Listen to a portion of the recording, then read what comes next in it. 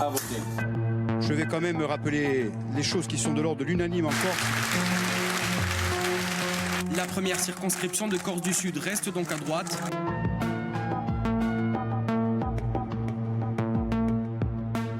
Una Corsica sociale, equalità, ma una Corsa.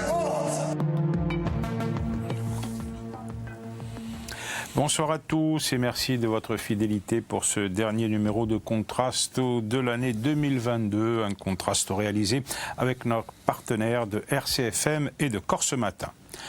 La Corse ne laisse pas indifférent, elle irrite, elle fascine, mais surtout elle intrigue. De Malraux, qui la considérait comme mystérieuse, à Jospin dans un style moins littéraire, qui voyait en elle une source de difficulté permanente. Écrivains, hommes politiques, journalistes ont tenté souvent de comprendre un territoire si particulier dont la sphère culturelle et linguistique, sans parler de l'histoire, est plus celle de l'Italie que de la France. Au moment où l'île va peut-être connaître une nouvelle évolution statutaire et pour tenter de comprendre cette société, traversée comme toute par des contradictions, analyser son passé, comprendre son présent, mais surtout réfléchir à son avenir, qui mieux qu'un sociologue, d'autant plus qu'il est corse, originaire de Venago, pourrait le faire. L'invité de Contraste aujourd'hui est Jean-Louis Fabiani. Bonsoir Jean-Louis Fabiani. Bonsoir. Bienvenue sur ce plateau et merci d'avoir accepté notre invitation. Vous serez interrogé ce soir par mes confrères Patrick Vinciguer de RCFM. Bonsoir Patrick, et Roger Antèche de Corse Matin. Bonsoir à vous également Roger. Alors je vous présenterai brièvement, je synthétiserai votre CV parce qu'il est impressionnant. Vous êtes sociologue mais aussi agrégé de philosophie, passé par Normal Sup, docteur de l'école des hautes études en sciences sociales sous la direction de Pierre Bourdieu. Vous avez enseigné dans de nombreuses universités à l'étranger, de San Diego à Vienne en passant par Chicago ou Montréal, et vous êtes l'auteur d'une douzaine d'ouvrages et avez été, c'est peut-être le plus important pour nous, de 1988 à 1991, directeur des affaires culturelles en Corse. Alors, cette présentation était certes un peu longue, mais je crois qu'elle s'imposait. Alors, je le disais en commençant il y a un instant, pour les étrangers à l'île qui tentent de la comprendre, la Corse est mystérieuse. Alors, dans le livre que vous avez écrit sur la Corse, Sociologie de la Corse, vous reprenez ainsi de la fameuse citation d'André Malraux, de Gaulle à son mystère, comme nous avons la Corse, mais vous la relativisez d'une certaine manière. Alors, pourquoi vous relativisez ce mystère? C'est un cliché selon vous, ou alors vous avez percé le mystère? Non, je n'ai certainement pas percé le mystère, mais je vous répondrai en disant qu'il n'y a pas de mystère et que parler de mystère, c'est justement éviter de trouver des explications. Alors, le mystère, c'est quand on ne peut pas comprendre. Et le mystère a souvent tenté les spécialistes ou les exégètes amateurs de la Corse. Comme on n'y comprend rien, c'est très différent, c'est l'autre absolu, c'est la différence absolue.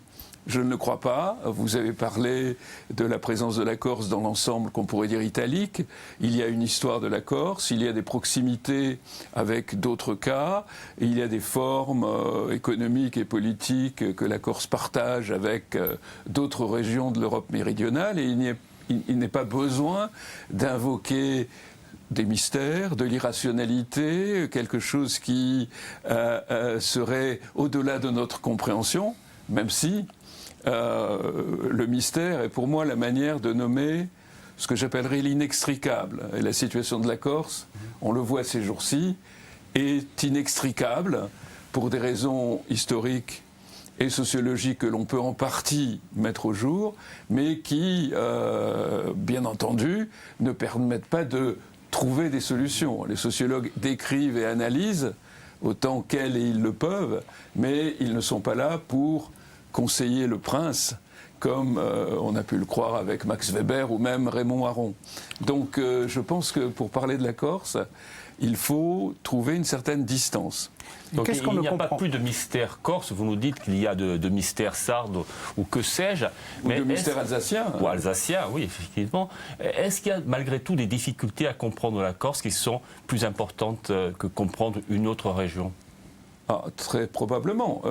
Et la première explication à cette difficulté, encore une fois, mystère n'est pas le mot, mais difficulté, c'est précisément cette position très particulière par rapport au continent.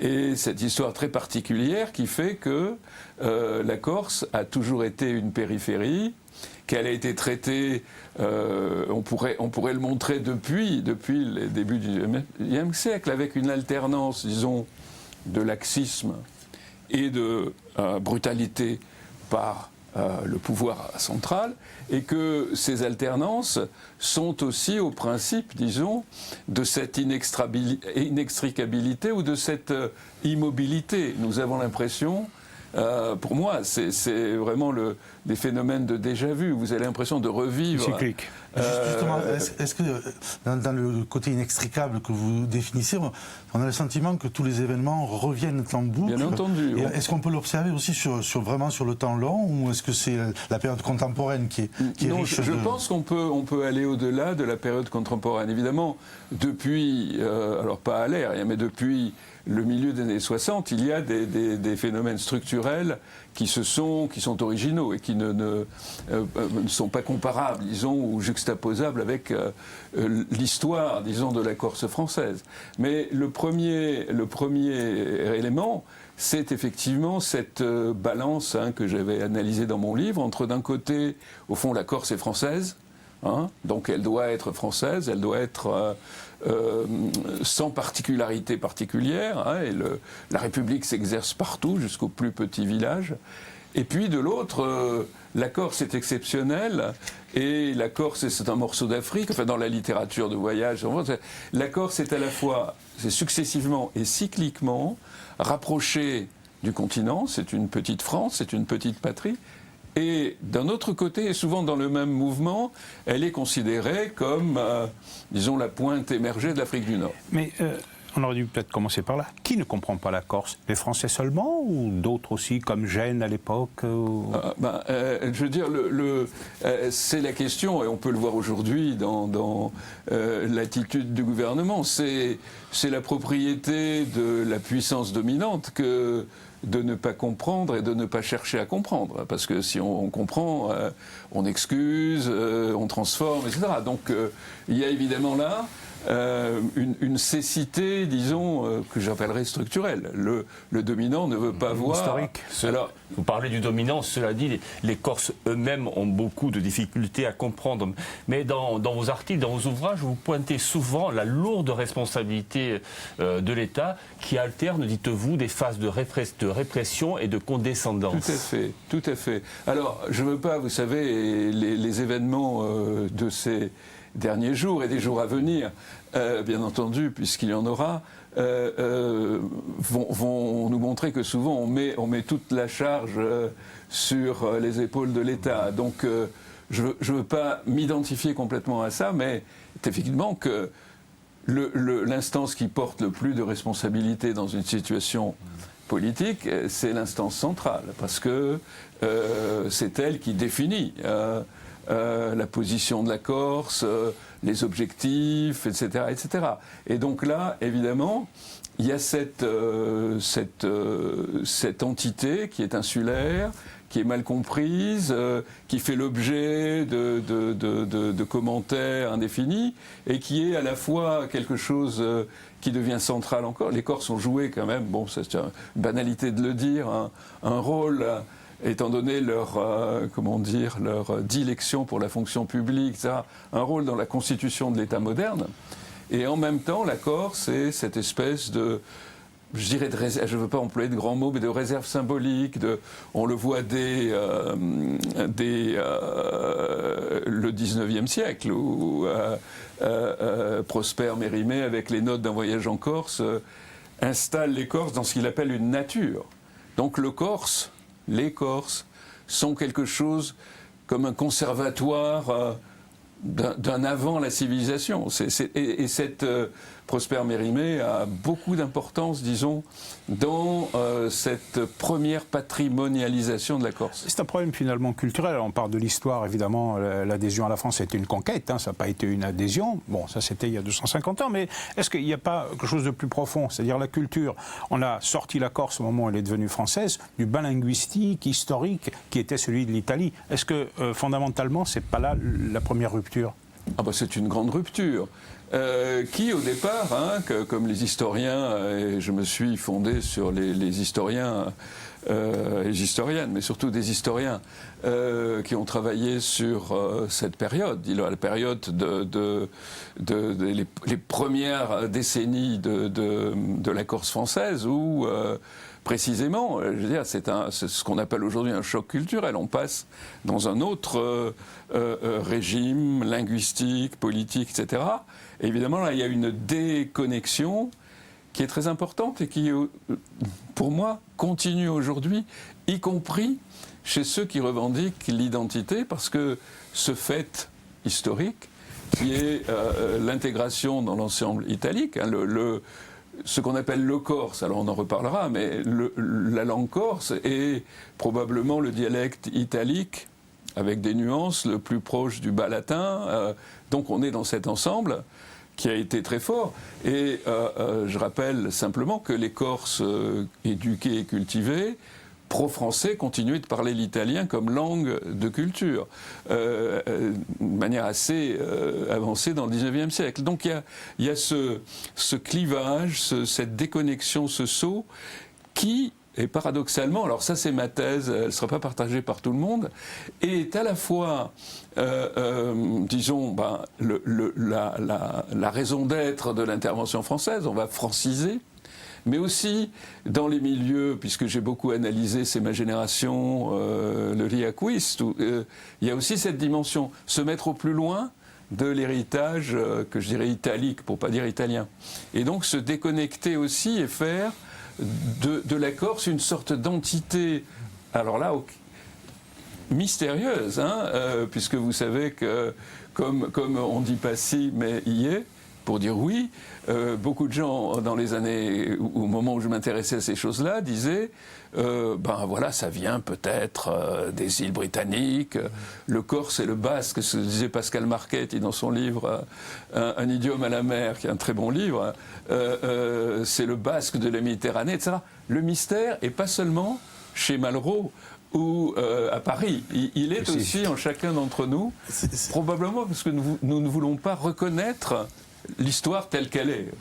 Moi qui observe la période récente, je me pose souvent la question, mais je ne sais pas si elle a un sens d'ailleurs, est-ce que cette île aurait pu vivre une relation plus apaisée avec l'Italie si les choses n'avaient pas été bousculées à un moment donné? Ou est-ce qu'elle aurait été simplement, la relation aurait été aussi tumultueuse aujourd'hui? C'est une très bonne question. Alors, on n'a pas, ça s'appelle des contrefactuels en histoire, mais on le fait de plus en plus. Que serait-il passé si les chemins de fer n'avaient pas existé? C'est des questions qui sont maintenant et c'est une très bonne question à laquelle je n'ai pas de réponse, mais on peut là imaginer des scénarios. Effectivement, on pourrait dire la Corse serait comme la Sardaigne. Et d'un certain côté, la situation serait moins conflictuelle. On aurait envoyé de grands hommes comme Berlinguer ou Gramsci sur le continent, etc. Enfin, et je pense que cette névrose, enfin je ne veux pas faire de psychanalyse de comptoir, mais cette tension, disons, entre deux cultures aurait été évidemment moins forte. Et si je puis me permettre, puisqu'on aurait baigné dans le bain linguistique italien, le corse aujourd'hui, la langue corse ne serait pas en danger. Sans doute. Alors, j'ai fait une conférence donné une conférence à Naples il y a 15 jours. Le napolitain reste très vivace. Donc on pourrait penser cela. Bon, mais là, vous allez, je veux dire, vous avez déniché une mine sur laquelle nous pourrions tous sauter. C'est-à-dire... moi, je suis d'origine, comme beaucoup de Corse, en partie de Toscane. Je l'ai appris à l'âge de 24 ans parce que je venais réviser l'agrégation au village et mes grands-tantes m'ont parlé de ça. Mais c'est quelque chose qu'on n'évoquait pas parce que le réveil de l'irrédentisme, etc. Voilà. Et après tout, ce n'est pas indigne d'avoir des origines toscanes. Bon, mais c'était caché. Donc là, on est dans de pures hypothèses et contrefactuelles. Et évident, ce que j'en conclus pour répondre à votre question, c'est qu'il y a cette tension permanente entre deux mondes, même si, on en parlera peut-être, aujourd'hui, la Corse est beaucoup plus proche du continent en termes de... La tendance à se faire aspirer. De vie sociale, de grandes surfaces, etc., qu'elle n'a pu l'être quand j'étais enfant, par exemple. Dans les rapports avec l'État, vous évoquez dans votre livre un jeu de duplicité permanent entre le centre et la périphérie. Alors pourquoi de duplicité et qui pratique cette duplicité ? Pour qu'il y ait duplicité, il faut qu'il y ait deux acteurs, je crois. Et ça, c'est une... alors, c'est ça qui peut différencier un sociologue d'un politique. Le politique, il est justement dans ce jeu. Et personne ne lui reprochera. Mais effectivement, jeu de dupe, ici veut dire, je l'ai vu quand j'étais en poste, les élus de droite qui revendiquaient devant Paris leur, ce que j'appelais les bretelles tricolores, même les triples bretelles tricolores, avaient avec leurs concitoyens nationalistes des relations très différentes de ce qu'auraient pu imaginer leurs interlocuteurs parisiens. De la même façon, toute la rhétorique sur le développement, etc., de la Corse, c'est aussi souvent une manière de ne pas assumer ses responsabilités. Je ne veux pas évoquer d'exemples des jours derniers, mais je pense que tout le monde comprendra. Effectivement, la duplicité, c'est faire l'âne pour avoir du son chez les... Double langage, quoi. Voilà, double langage, patriotisme exacerbé, ou au contraire... et là, ce jeu, j'associerais ça à ce que vous avez évoqué autour de ce jeu du pouvoir entre, disons, la condescendance et puis la volonté, pour parler comme Tocqueville, d'égaliser les conditions et de réduire l'écart de développement, l'écart d'équipement entre la Corse et le continent. Parce que quand je suis arrivé en Corse, j'ai dit à mes interlocuteurs du ministère de la Culture, on est quand même... on a beaucoup moins que les autres. Et on m'a dit, mais vous avez déjà beaucoup pour ce que vous êtes. Vous voyez, c'est un peu ce genre de raisonnement. C'est un raisonnement qui a cours en ce moment même.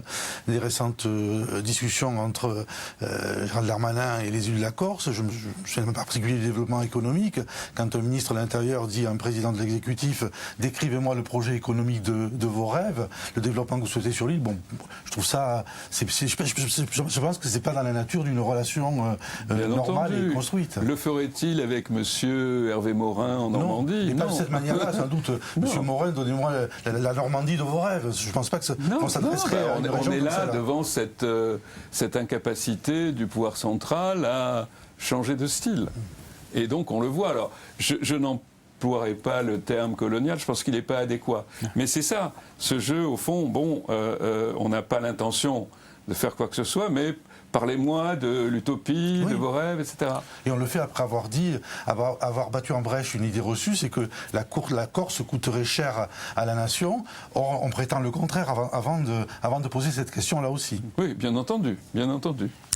La donnée politique majeure de l'après-guerre, ça a été la naissance ou la renaissance du mouvement autonomiste en Corse.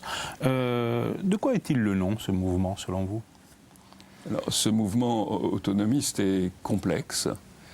Il est d'abord, disons-le, il est inclus dans une réalité européenne dont il n'est qu'un exemple peut-être plus aigu, mais pas nécessairement. Et surtout, en ses débuts, il est parfaitement modéré. Il demande une forme de ce qu'on appelle aujourd'hui une forme de justice sociale. Il demande une considération pour un certain nombre d'activités professionnelles. Il n'est pas indépendantiste, il est clivé, bien entendu. Vous avez une aile gauche, c'est même base sur une île, c'est plutôt la CFDT, c'est plutôt la deuxième gauche, et puis une aile qui est plutôt libérale, qui est plutôt animée par des professions libérales ou des petits entrepreneurs. Et donc il y a là déjà cette distinction, gauche-droite, mais elle est relativement modérée. Et c'est un mouvement qui s'inscrit, je pense, dans une perspective européenne qui en soi n'a rien de radical. Ça, c'est ma thèse. Et puis la radicalisation se fait par petites touches elle devient ce à quoi on a affaire aujourd'hui, c'est-à-dire une situation inextricable. Est-ce que c'est une résurgence, ce mouvement autonomiste qui apparaît dans les années 60, du mouvement d'entre les deux guerres, du mouvement autonomiste ou pas? Je ne le pense pas. Ça a été souvent un argument pour le disqualifier. On a y compris trouvé des sortes de traditions familiales. Je pense qu'un sociologue sérieux doit démentir tout cela. Il n'y a pas du tout... L'irrédentisme veut dire on va se remettre dans le giron italien. Or, comme je vous l'ai dit tout à l'heure, c'est pas du tout, ça n'a jamais été l'objectif des premiers autonomistes, qui étaient d'ailleurs des régionalistes, voyez, et qui s'inscrivent, alors là, pour travailler, j'ai travaillé avec l'Union européenne, etc., et quelque chose qui est une tendance de fond de la vie européenne, et qui d'ailleurs est reconnu dans d'autres pays comme un fait tout bête et tout simple. L'arrivée des nationalistes, puisque ce mouvement a conduit à l'arrivée des nationalistes en 2015, avec le recul, l'arrivée au pouvoir, avec le recul loin des espoirs soulevés chez certains, loin des craintes suscitées chez les autres, vous diriez que cette arrivée au pouvoir se résume à une simple alternance politique classique, comme on en voit ailleurs, où on a transformé la société? Alors, je dirais que... Je dirais non aux deux questions. C'est-à-dire que ce n'est pas une alternance politique classique, c'est l'arrivée au pouvoir d'une nouvelle classe politique à la suite de profondes transformations culturelles. Et je pense qu'ici, le mouvement culturel a joué un rôle très profond on citerait Gramsci ici, et l'hégémonie culturelle est passée du côté, disons, alors, je ne dirais pas du nationalisme, mais disons de la revendication d'une spécificité corse. Et c'est ce long mouvement qui a un demi-siècle, en gros, qui s'est traduit par ces élections, qui ne sont pas, on l'a vu lors de leur confirmation, qui ne sont pas un feu de paille, mais qui sont un fait historique tout à fait important, et appelé, je crois, à durer. Les clivages se produiront à l'intérieur de cet ensemble plutôt que les clivages politiques traditionnels. Et pour répondre à votre deuxième question, non, je pense que c'est peut-être malheureusement, mais ça c'est pas à moi de le dire. On n'a pas changé la société. Ce n'est pas un changement sociétal massif. Mais comment vous expliquez ce fait quand même, qui est quand même assez contradictoire? Le mouvement revendicatif corse, qui date de 50-60 ans, arrive au pouvoir au moment où la Corse n'a jamais été aussi peu corse, culturellement, linguistiquement, démographiquement, et ils arrivent au pouvoir. Comment ça s'explique? Il y a une forme de contradiction là. Alors c'est une contradiction. Les contradictions sont pas faites pour être résolues sur un coin de table, donc elles existent. Je pense que là, il y a des mouvements qui sont contradictoires. Alors, vous évoquez la démographie, je crois que j'ai été... Alors, les journalistes en ont parlé depuis quelques années, vous en avez parlé. Disons que du côté des analystes de la Corse, c'était pas aussi clair que ça. Mais aujourd'hui, effectivement, il y a une substitution de population, il y a une dynamique démographique qui fait de la Corse, bon alors évidemment il faut relativiser les chiffres, mais qui fait de la Corse une région en expansion démographique avec un solde naturel, c'est un nombre de naissances de Corse qui ne change pas, qui est plutôt à la baisse. Alors là on est là dans un transfert, un changement très rapide, qui se joue d'année en année, et alors... Et ça ne porte pas préjudice électoralement au mouvement nationaliste? Pas du tout, puisqu'on voit très bien que c'est Jérôme Fourquet qui l'a montré, je pense, que le vote nationaliste est plutôt un vote urbain, plutôt un vote diplômé. Et va au-delà des Corses. Et va au-delà des Corses, oui. Comment vous expliquez cette hégémonie culturelle de l'idée nationaliste? Alors, c'est vous qui employez le terme d'hégémonie. Est-ce que c'est l'hégémonie culturelle de l'idée nationaliste? Je nuance. C'est l'hégémonie culturelle de l'idée d'une spécificité corse. Et quand des non-corses arrivent il se trouve face à cette... vous savez, les gens étaient inspirés aussi à Pétillon, et je veux dire, l'idée que la Corse, c'est autre chose que la France, est répandue aujourd'hui, et au fond, les gens qui arrivent, ils s'adaptent, ok, ils vont pas... Donc là, il y a quelque chose d'assez intuitif et simple. Mais est-ce que le bouleversement qu'on est en train de décrire, qui est un bouleversement politique aussi, on ne peut pas l'observer symétriquement sur ce qui se passe aussi sur le continent, dans beaucoup de pays où il y a une grande bascule qui se produit. Si on regarde le paysage politique de la France, la gauche, la droite sont éliminés, il y a de nouvelles émergences. Est-ce que finalement, on n'a pas vécu en parallèle des changements qui ont été observés ailleurs ? Là, vous avez entièrement raison. Donc, je réponds oui. On me l'a reproché, j'avais dans un entretien avec le magazine Géo, j'avais dit, puis ils l'ont utilisé comme titre, le chapeau était « Il faut désinsulariser la Corse ». Alors, on me dit, qu'est-ce que vous voulez, faire un pont, un tunnel? Non. Je dis, il faut aussi, on n'a pas besoin de construire d'outils explicatifs qui seraient Corse, il ne faut pas s'obnubiler sur notre différence. C'est ce que faisait Prosper Mérimée, c'est la pure nature, machin. Bon, non. Il y a des phénomènes qu'on peut analyser à travers l'Europe, à travers la nation. La Corse est encore dans l'État-nation. Il y a des flux économiques, il y a des flux démographiques, etc. Donc il est inutile vous voyez, c'est le mystère, là, on revient au mystère, de faire de la Corse une entité qui serait les aliens de l'humanité. Vous dites à ce propos, j'ai lu ça dans un article, la revendication identitaire a eu ses mérites, mais aujourd'hui, elle risque de se transformer en piège. Pourquoi? Oui, et quel piège? Alors là encore, pour répondre à votre confrère, j'ai publié un texte où la Corse n'est pas évoquée, qui s'appelle Le piège de l'identité dans la revue Esprit, en septembre dernier, je crois. Non, en septembre de l'année d'avant.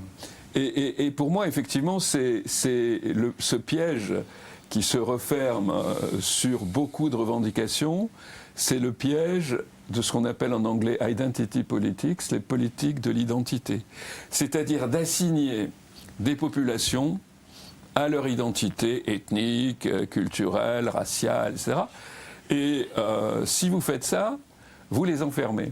Et donc, une logique qu'on pourrait appeler de l'émancipation me conduit à penser que si on dit, voilà, monsieur, vous êtes un Africain-Américain et vous le resterez, on empêche ces individus de sortir de leur condition, qui est une condition dominée. Et je pense que se référer à une identité figée, à une sorte de kit symbolique, si vous voulez, de l'image du Corse, c'est rester, je repense à Mérimée parce que c'est un exemple, mais c'est rester prisonnier d'une sorte, Max Weber parlait de la cage de fer, de la bureaucratie, rester enfermé dans une cloche et être prisonnier de ça. C'est ça que je veux dire. Et donc, évidemment, si je regarde, je travaille beaucoup sur les mouvements dans l'histoire des États-Unis de l'émancipation des Noirs. Et on voit très bien que, je veux dire, l'affirmation d'identité est une condition du progrès. Mais à un certain moment, elle est aussi une forme de maintien dans une situation emprisonnante, je veux dire, qui encage les gens. Alors justement, dans ce débat, le mouvement nationaliste a occupé à peu près tout l'espace politique et idéologique durant ces 40 dernières années, et on s'étonne quand même de l'absence publique des intellectuels. Alors vous le soulignez dans votre livre Sociologie de la Corse, vous dites qu'ils s'expriment dans la sphère privée et où ils mettent à l'épreuve leur construction idéologique, je vous cite, mais pas dans l'expression publique. Pourquoi est-ce que les intellectuels ne se sont jamais ou très rarement manifestés en Corse dans ce débat? Oui, alors c'est une question, parce que je parlais de Gramsci tout à l'heure, mais quand on regarde les îles sœurs, enfin, il y en a au moins une qui est sœur, l'autre est cousine, la Sardaigne et la Sicile, je ne vous apprends rien en vous disant que ces deux îles regorgent de grands écrivains, de cinéastes, d'intellectuels, et qu'en Corse, alors bien entendu, toutes choses égales par ailleurs, il y a des différences démographiques, etc. Mais ce silence intellectuel me paraît quelque chose de caractéristique. Alors, dans les périodes passées, eh bien, pour devenir un grand universitaire ou un intellectuel corse, il fallait se couper de la Corse. Et, si vous voulez, la scène culturelle française, parce qu'il faut se référer à la France, est extrêmement centralisée. Bon, tous les historiens le montrent, ça date du grand siècle, de Louis XIV, de la cour, de la concentration des artistes intellectuels autour de Paris. Et donc, il est tout à fait normal on pourrait dire ça de l'Auvergne ou de la Normandie. Oui, il y a eu quand même des grands hommes, il y a eu des grands avocats, il y a eu des grands médecins, il y a eu beaucoup de militaires, des hauts fonctionnaires. Je ne dis pas ça, mais ils étaient, si vous voulez, en particulier les grands militaires, ils étaient dans le cadre national. Et donc, ils s'exprimaient. On le voit très bien chez de grands universitaires, ils n'évoquaient pas la Corse. Il y a beaucoup de grands universitaires corses, beaucoup plus qu'on le croit. Puisque les hommes politiques aussi. Oui, mais il s'agissait, pour devenir légitime sur la scène nationale, de se couper de la Corse. Et ça devenait une sorte de réserve, si vous voulez. Ce que j'appelle une réserve, c'est comme une réserve d'Indiens. On était, voilà, je rentre au village, je ne suis plus le même, etc. Ça, c'est un point. Le deuxième point, alors ça qui est une idée qui m'est chère, parce qu'elle a été reprise, mais je l'ai développée pour la première fois il y a très longtemps dans un article qui est paru aux États-Unis, parce que je voulais pas... Comment dire, c'est difficile de parler de son pays quand on est sociologue ou ethnologue. Lévi-Strauss ne parlait pas de la France, il parlait des Nambiquara, en Amazonie. Enfin bon, et il a comment dire, popularisé l'idée de regard éloigné. Donc on peut pas, si on regarde ses proches, on voit pas bien. Voilà. Donc ça répond à votre question sur la perplexité que les Corses peuvent avoir.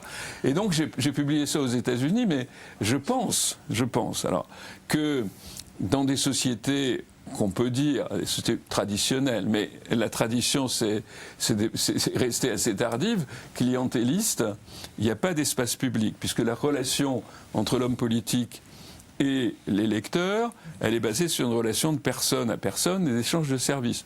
Donc j'analysais comment même dans les années 60-70, la visite au domicile pour les élections restait quelque chose d'important, beaucoup plus que le meeting, etc.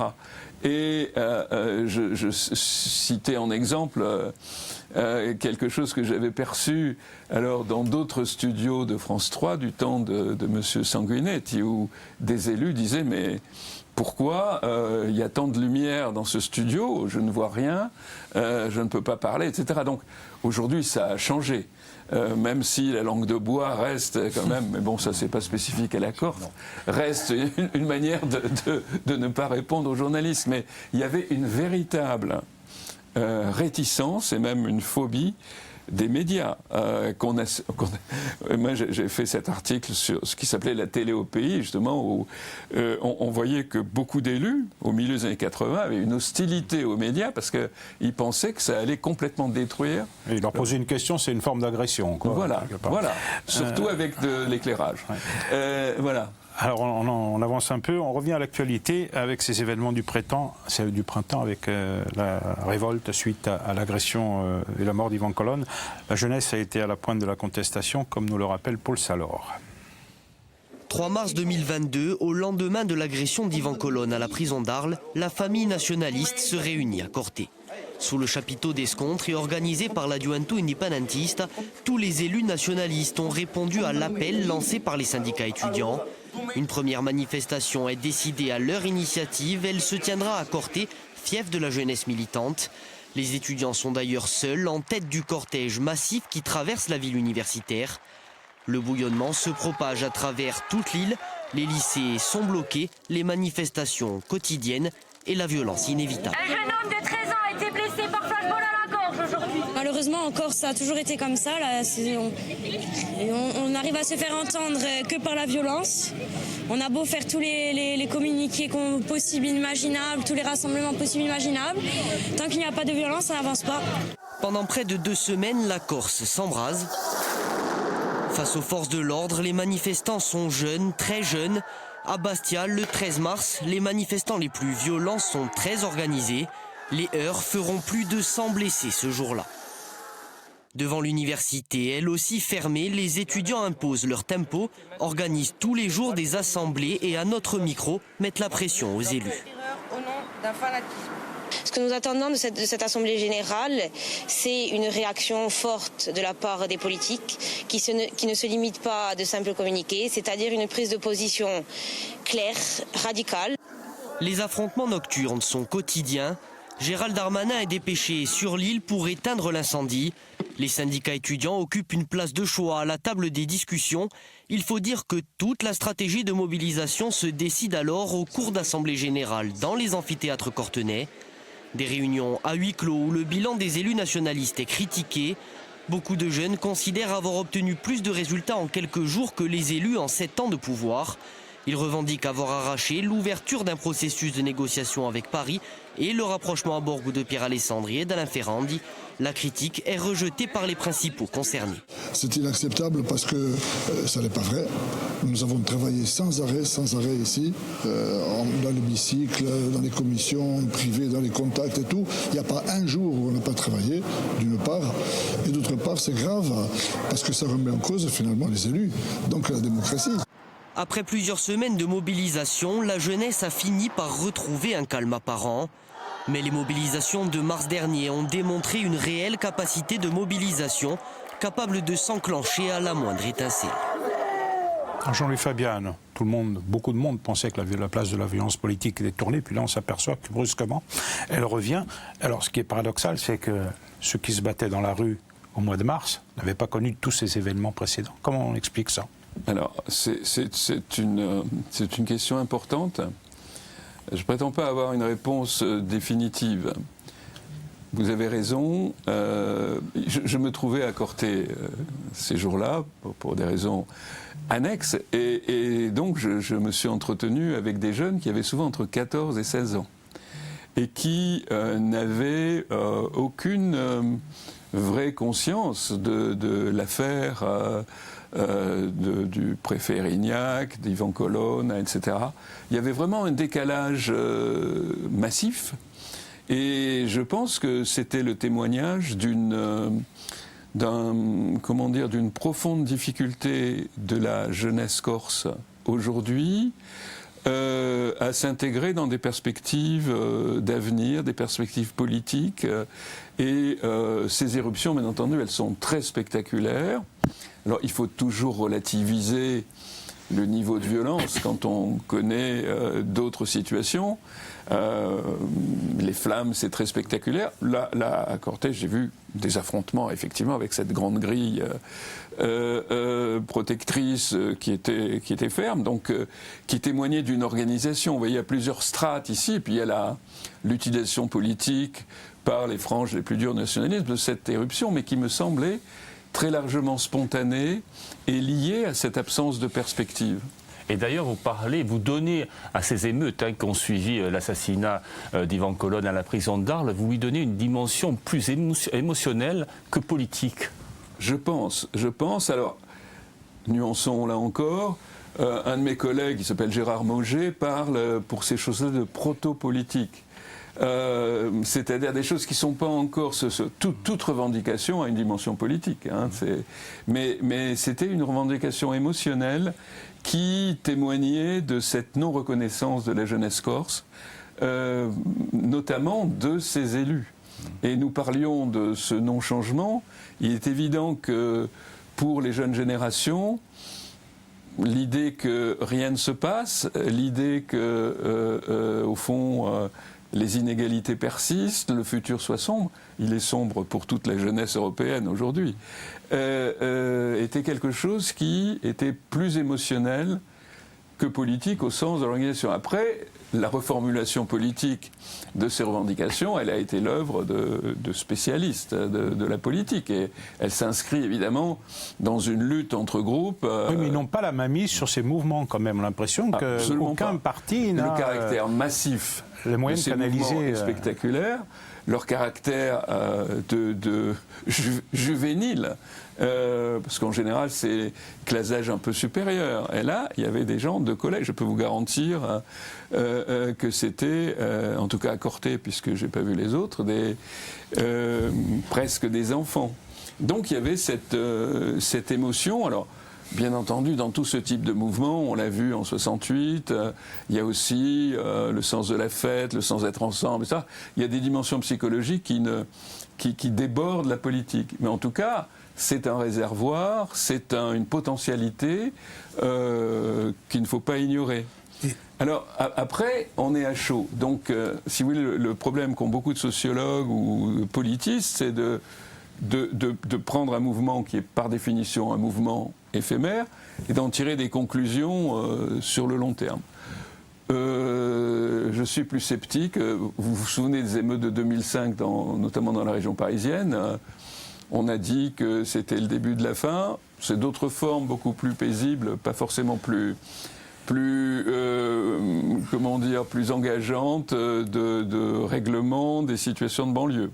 Mais est-ce qu'on peut considérer qu'au printemps, il y a eu une sortie de crise ? Et qu'est-ce qui aurait marqué cette sortie de crise ? Ou simplement, est-ce qu'on n'est pas sur une émotion qui est retombée, mais qui peut rejaillir à tout instant ? C'est peut-être ce qu'on pourrait vivre dans les semaines, les jours qui viennent. Absolument. Il n'y a rien qui a marqué la sortie de crise, il n'y a pas un acte. Ce qui est surprenant aussi, intéressant à analyser, c'est que cette violence-là est retombée comme un soufflet. C'est exactement. Sans explication. Oui, mais alors là, vous avez... je veux dire, c'est quelque chose qui n'est pas spécifique à la Corse et qui est lié, je pense, à la transformation du rapport au temps des jeunes générations, à l'importance des réseaux sociaux, etc. Vous avez dans d'autres régions du monde ce type d'explosion qui est très spectaculaire, qui nous occupe, où on cherche des explications, et puis après, plus rien. Plus rien, ce n'est pas sûr. Et là, on est dans l'incertitude. C'est en tout cas un réservoir. C'est un réservoir. On peut dire que c'est une protestation que j'ai trouvée très profonde, mais en même temps, étant donné, disons, ce qu'est la vie sociale, notamment des jeunes générations aujourd'hui, on passe d'un sujet à l'autre, etc. Donc, on vit dans l'éphémère et dans le court terme. Et vous pensez que la multiplication des attentats ces derniers temps et les arrestations qui recommencent peuvent nous amener à un cycle qu'on a déjà connu ? Peut-être à moyen terme, d'ailleurs. Oui, alors, je parlais d'inextricabilité. Je ne devrais pas utiliser des mots de plus de 3 syllabes, mais je crois que ici, on est dans des formes cycliques. Les philosophes de l'histoire comme Jean-Baptiste Avic ont théorisé ces formes de cycles de l'histoire qui se répètent. Et là, on est clairement dans une boucle. Hein. Je parlais de déjà-vu. On est dans une boucle parce que pour sortir d'une boucle, il faut que vous fassiez une ellipse, il faut que les deux partenaires acceptent de faire un pas de côté. Ce pas de côté, il a été envisageable entre 88 et 91, pendant la période Jox. Et que moi j'étais associé à ce moment, au niveau qui était le mien, j'ai quand même observé des choses que je ne pouvais pas observer quand j'étais simple citoyen ou sociologue. Et évidemment, et on est toujours très près d'un changement possible, mais qui n'a pas lieu parce que une transaction suppose une négociation et que chacun abandonne une partie de ses revendications. Puisqu'on parle de violence, il y a quelques années, Emmanuel Valls, qui était alors ministre de l'Intérieur, avait dit que la violence était enracinée dans la culture corse. Qu'en pense le sociologue ? Les gènes même. Dans les gènes. Dans les gènes. Oui, là, Monsieur Valls serait un généticien. Non, il n'y a pas de gène de la violence en Corse. Si vous regardez, il faut avoir des regards globaux. Il est évident que la Corse n'a jamais été aussi paisible aujourd'hui dans son histoire. Et si l'on regarde l'ensemble des actes de délinquance, la chose est plus balancée. Donc je ne pense pas, ça c'est une mauvaise explication. Je veux dire, il y a de la violence, il y a plus de violence en Corse qu'en Bretagne, et je vais souvent en Bretagne pour des raisons professionnelles, et je trouve qu'ils sont bien mieux débrouillés que les Corses. Et il y a en Corse 2 collectifs anti-match, il n'y en a pas en Bretagne, me semble-t-il. Non. Alors, il y a de la grande délinquance partout en France. L'histoire n'est pas la même. Je pense, voilà, l'histoire n'est pas la même. Nous sommes dans des périphéries. Je veux dire, bon, alors, s'agit-il les mafias ou les ndrangheta ou ce sont des organisations non gouvernementales. Ce sont des alors, je ne sais pas si on peut parler de mafia en Corse, ou ça, je le laisse aux spécialistes de la grande criminalité, mais c'est clair qu'il y a une histoire qui est très complexe de la grande délinquance en Corse, d'ailleurs, et sa légitimation par la politique, à partir de la résistance. Il y a beaucoup de faits.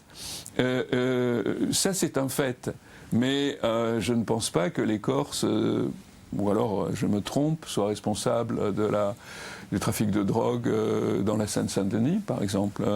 Donc il faut nuancer tout ça, et je pense que expliquer l'histoire par les gènes, c'est se tromper très très souvent, parce que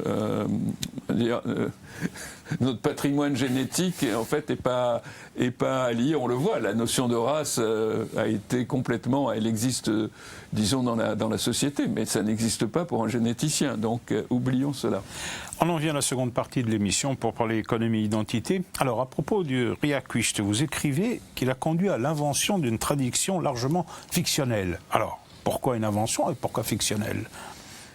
Oui, alors, je vais prendre un exemple simple. Quand j'étais enfant, à Venaco, il n'y avait pas de polyphonie dans l'église. Et mon grand-père, qui aimait beaucoup cela, prenait un taxi de temps en temps, pas tous les ans, pour aller à Sermano. Vous voyez, les femmes ne chantaient pas de polyphonie. C'est plus récent. On ne chantait pas de polyphonie dans les bars. Vous voyez, et donc ça, c'est à la fois une réappropriation et une invention. Et cette invention, alors pourquoi elle est fictionnelle? Parce qu'on invente des choses qui n'ont jamais existé, si vous voulez, dans le passé. Mais ce n'est pas un jugement de valeur. Hein. Je ne suis pas, moi, un conservateur du patrimoine. Je ne veux pas que les choses... un sociologue n'a pas apporté de jugement de valeur sur des formes culturelles qui émergent. Mais vous voyez, je voudrais dire, comme par fiction, peut-être que le mot est trop chargé. Je veux dire invention de formes inédites. Donc, on croit se réapproprier un passé, et on crée un présent et un futur. Ce qui ne me gêne en rien. Mais évidemment, quand vous recréez un patrimoine, vous entendez le recréer, vous créez des orthodoxes, des spécialistes, vous développez des querelles de chapelle, etc. Et donc il faut, je pense que la sociologie peut nous aider à avoir un regard distancié. C'est les gens de ma génération, donc je les connais presque tous. Jean-Paul Poletti, mon cousin, enfin bon, je les admire beaucoup. Hein, ils ont fait un travail extraordinaire. Je me souviens de discuter avec Poletti quand il était jeune homme. Bon, il y a eu un travail formidable et qu'il n'est pas opportun de critiquer. Donc fictionnel, ça veut dire, nous sommes tous, nous inventons sans arrêt des formes. Justement, le problème, c'est que nous n'inventons pas assez de formes politiques aujourd'hui. Nous sommes bloqués. C'est un petit peu le problème, notamment pour ce qui concerne les inégalités, etc. Nous sommes vraiment dans l'immobilité, l'imagination. Et ces sursauts de violence, ils sont aussi peut-être liés au fait que nous ne pouvons plus imaginer, comme on disait M. Benoît Hamon, un futur désirable. Je crois que donc la fiction ne me dérange pas, mais il faut le savoir. Nous inventons de nouvelles formes. Vous dites qu'on aurait tort de réduire la culture à l'identité? Oui, toujours. L'identité qui vaut quelque chose, c'est une identité qui se transforme, qui est capable de réagir aux défis disons, du temps présent, et qui n'exclut pas l'autre. Puisque la société corse, et vous avez parlé des nouveaux migrants qui sont plutôt des migrants du Nord aujourd'hui, la société corse c'est une société plurielle. Donc la figer dans une identité particulière, c'est probablement la paralyser. Alors justement, la transformation de la Corse a quand même eu lieu et elle se poursuit notamment sur le plan démographique. Vous l'avez dit, la mutation est quand même considérable. On regarde le sujet de Jean-Philippe Mattei. 340 440 habitants. C'est ce qu'indiquent les derniers chiffres de l'INSEE en 2019 sur la population de Corse. En 30 ans, elle a augmenté de 90 000 personnes. Nous sommes en 1991. La Corse compte 250 000 habitants. Elle est sans surprise bonne dernière des régions hexagonales au niveau de sa démographie, avec un solde naturel, le rapport naissance-décès devenu nul. 3100 personnes s'installent en Corse chaque année entre 1990 et 1999. 1500 en partent. Résultat, la population croît de 0,4% tous les ans. Le phénomène s'accentue entre 1999 et 2008. Les 2700 naissances et décès par an s'équilibrent, maintenant le solde naturel nul. La Corse accueille 4400 résidents du continent chaque année. Peu de jeunes, mais surtout 50% d'actifs entre 30 et 59 ans. Puis des retraités qui comptent pour un tiers. Des Corses de la diaspora et des continentaux qui préfèrent prendre de l'âge au soleil. Leur lieu d'installation privilégié, les couronnes périurbaines d'Ajaccio et Bastia comme Sarola Carcopino, Luciano, Borgo. Depuis 1968, jamais la population de la Corse ne s'est accrue aussi intensément. La décennie suivante est paradoxale. 7100 personnes s'installent en Corse tous les ans, un record. Pourtant, le taux de croissance démographique diminue à 1,2%. Deux données en sont responsables. D'abord, le vieillissement de la population. Depuis 2013, le solde naturel est négatif. Il y a plus de décès que de naissances sur le territoire. Ensuite, parce que 4800 personnes partent de Corse tous les ans, là aussi c'est un record. Les arrivants, eux, sont majoritairement des employés des secteurs de l'administration et de la santé ou des professionnels du commerce et du transport. 16% d'entre eux sont natifs de Corse. Mais que va-t-il advenir dans les 50 prochaines années? L'INSEE l'a récemment dévoilé. En 2070, 371 000 personnes vivront sur l'île, mais l'accroissement de la population s'atténuerait. Il deviendrait même négatif à l'horizon 2060. En cause, le décès des baby-boomers et le faible nombre de personnes en capacité de donner la vie. Le solde naturel négatif prendrait alors le pas sur le solde migratoire positif. Alors on l'a vu, jamais la Corse au cours de son histoire n'a connu un tel niveau de peuplement. Cette augmentation elle est due essentiellement ces dernières années à l'immigration qui est venue du Nord. Pour vous, c'est une chance ou alors c'est quelque chose de dangereux à terme et de déséquilibrant? Alors, disons que de toute manière, c'est déséquilibrant, puisque ce sont des changements brutaux. Comme on l'a dit, cela est l'effet, disons, du développement de certains secteurs au détriment d'autres, et notamment les professions liées au tourisme sont très largement occupées par une population nouvelle. Donc tout changement brutal, un démographe vous dira ça, tout changement brutal est porteur de nouveaux déséquilibres. Tout dépend de la manière dont se fait l'insertion, dont l'idée d'un destin ou d'un horizon commun se développe. Donc on n'a pas de réponse. Y compris le scénario de l'INSEE, c'est un scénario parmi d'autres. On extrapole, on prolonge des courbes, etc. Et effectivement, on considère que, mais ça c'est au niveau de l'Europe entière, la fin des baby-boomers va entraîner un déclin de la population. Donc, ce qui est alors, je n'ai pas de chiffres, là j'avais vu des gens de l'INSEE, mais il y a une partie... Alors, je vois ça à l'échelon du village, il y a des migrants du sud de la Méditerranée qui quittent la Corse en ce moment.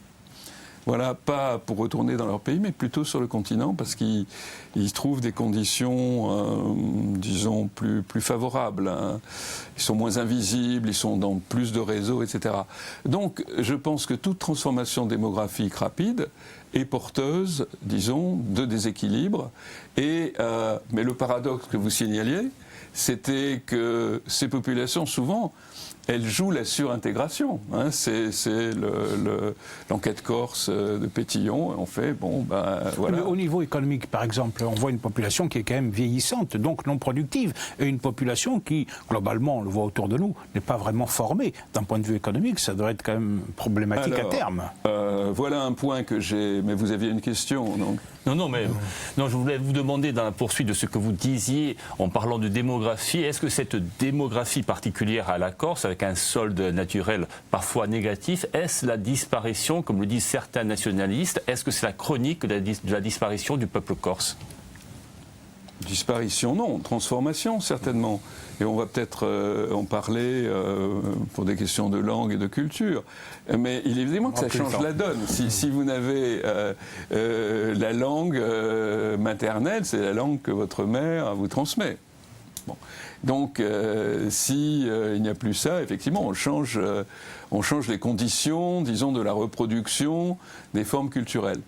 Mais ce que je voulais dire, c'est quelque chose que j'ai quand même montré dans mon livre et sur lequel j'ai rien inventé, mais j'ai simplement regardé les trucs de l'INSEE, du ministère de l'Éducation nationale, et en Corse, alors je ne parle pas des retraités, on parlait des grands Corses et de leur aptitude à l'étude.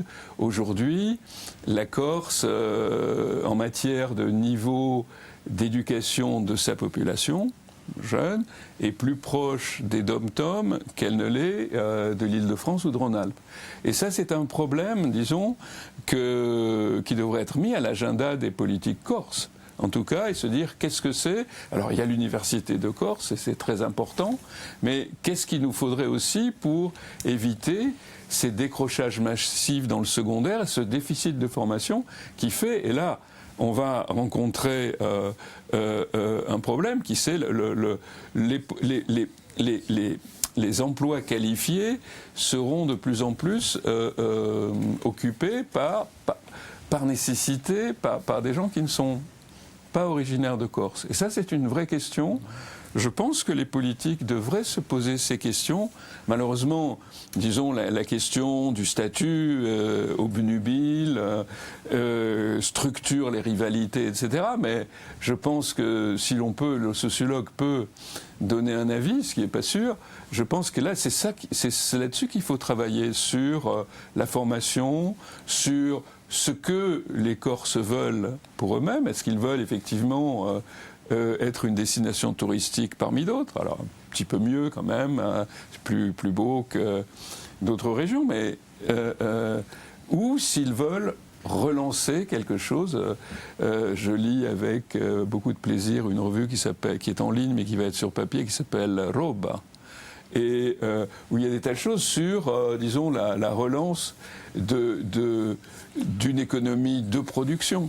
Puisque la Corse, c'est un paradoxe, mais a été une des premières régions. Il y a des implantations industrielles très anciennes au 19e, et la Corse a été la première région désindustrialisée d'un certain côté. Donc elle a souffert des maux dont souffre la France aujourd'hui, que vous connaissez bien avant les autres. Et donc comment restaurer un espace productif qui ne soit pas seulement lié à la consommation touristique? Ça, c'est la vraie question qui commande les autres. Et par rapport auxquelles les autres questions sont pour moi secondaires. Alors, il nous reste 2 minutes d'émission à peine, donc je vous poserai une dernière question sur l'autonomie. Le débat est actuellement en cours. Selon vous, c'est une chimère, c'est un hochet qu'on agite, de part et d'autre d'ailleurs, hein, soit pour faire peur, soit pour faire rêver. Est-ce que c'est un élément de la solution ou pas ? Bien entendu. Enfin bon, c'est pas un scoop. Hein. Je veux dire, beaucoup d'autres régions. Je veux dire, je vis depuis quelques années en Autriche, qui est un État fédéral. Bon, il y a 9 millions ou 10 millions d'habitants. C'est nonobstant un État fédéral. Vous avez les Länder allemands, etc. Donc l'autonomie ne doit pas faire peur. Ce qui fait peur, c'est évidemment cette espèce de danse de Saint-Guy autour de cette notion d'autonomie, sa fétichisation, mais je veux dire, moi je viens, alors là pour le coup c'est le citoyen qui s'exprime de ce qu'on appelle la deuxième gauche, et je veux dire, mon maître politique a été Michel Rocard, et je ne saurais avoir peur d'une autonomie raisonnée. Eh bien, nous en terminerons là pour aujourd'hui. Merci beaucoup, Jean-Louis Fabiani, de nous avoir apporté l'éclairage du sociologue sur un pays que nous-mêmes, nous avons aussi du mal à appréhender parfois. Patrick, Roger, merci à vous également. Je rappelle que cette émission, vous pouvez l'écouter demain soir, jeudi, à partir de 19h sur RCFM. Ecco, quest'anno contraste compiuto, ci troveremo dunque l'anno ghibane Sidiole con un'antrombità da parte di oggi di Enadio normalmente. Intanto, buonasera a tutti.